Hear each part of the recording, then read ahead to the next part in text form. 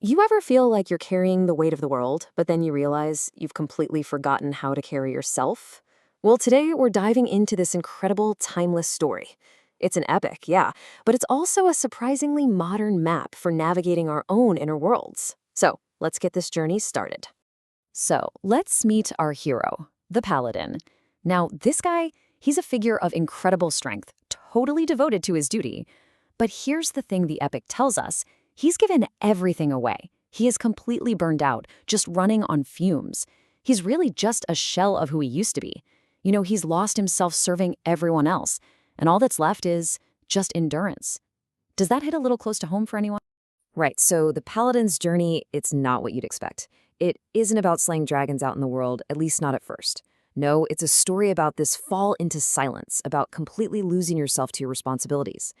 But you know how it goes, every hero's fall is really just the setup, right? It's the beginning of their path back. And that's exactly where our map begins.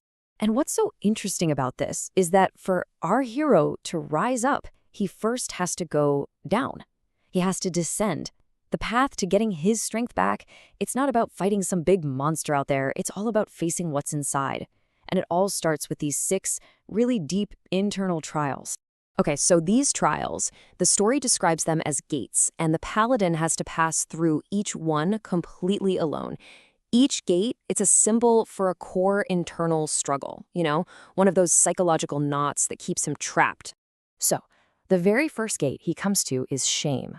You know that voice, the one that whispers, "You're not good enough, you're not worthy." It's that deep down feeling of being just fundamentally flawed. But check this out. The Paladin's response isn't to argue or to fight it. It's this powerful moment of self-acceptance. He just says, "I stand as I am, that's it." And with those words, the gate just opens. All right, let's jump to another big one, the gates of fear. A massive storm rolls in, threatening to just tear him apart. But the point here isn't to magically stop the storm. It's about finding the strength to stand in it. His response is just pure resilience. He says, "Let the storm break upon me. I will hold." It's all about learning how to handle the distress, not trying to pretend it doesn't exist. So the key takeaway here is that this whole descent, it's a very structured process. It's not random. He moves through shame, then guilt, then fear, desire, anger, and the big one at the end, pride. And he can't skip ahead. Each gate needs its own resolution before he can even think about the next one. He is literally step by step reclaiming his true self. Okay, so we've followed the story, right? This epic journey of a hero facing his inner demons. But this is where it gets really, really interesting. It turns out there's something much, much deeper going on here than just a cool story. So I want you to just think about this for a second.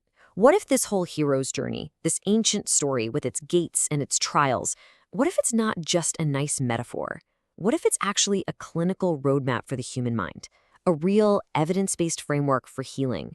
And the answer is yeah, it is. This whole epic is a direct one-for-one allegory for a modern clinical framework. It's called the 12-loop Coherence Model, and it's a tool that therapists actually use to help people deal with those huge, overwhelming emotions, what the pros call emotional dysregulation, and build a really stable sense of self.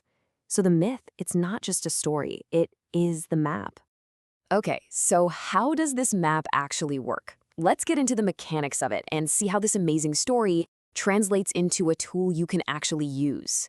Well, the clinical manual lays it out pretty clearly. The model's broken down into 2 main phases. First, you have to work on resolving 6 of these common internal issues, the psychological distortions like shame and fear.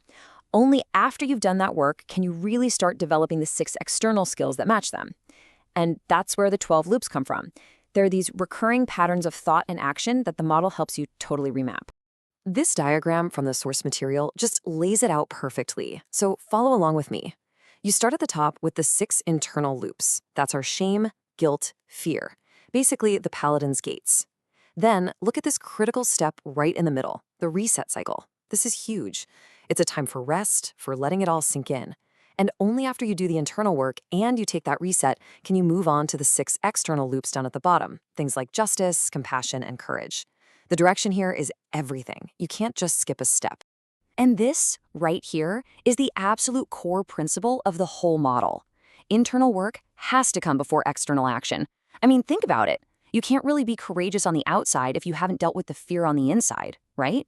You can't show real compassion to others if you're drowning in your own guilt. It just doesn't work. You've got to fix the foundation before you can build the house. Okay, now this is basically the Rosetta Stone for the whole model.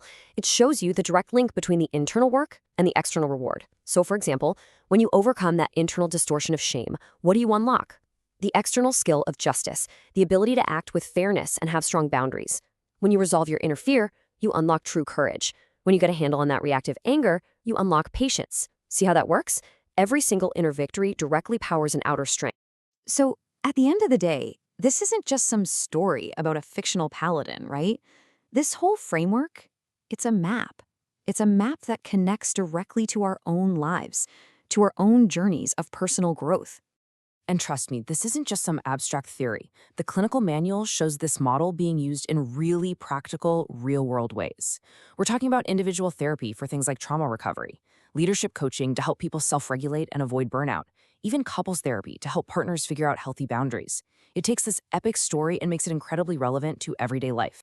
And the Paladin's final words in the story, they just perfectly capture the whole point of this journey. After going through all 12 trials, he's offered a crown, and he accepts it not with this big, puffed-up pride, but with humility. The goal isn't to build up your ego. It's to get to a place where you can act from stability, from clarity, from truth, totally free from all those distortions that used to hold you back. So, the map is right there in front of us. It's a clear path from that inner chaos to outer strength, from just enduring to being truly in charge of your own life. The Paladin's journey proves it can be done. So the only question left to ask is, when you look at those first 6 gates, where does your journey begin?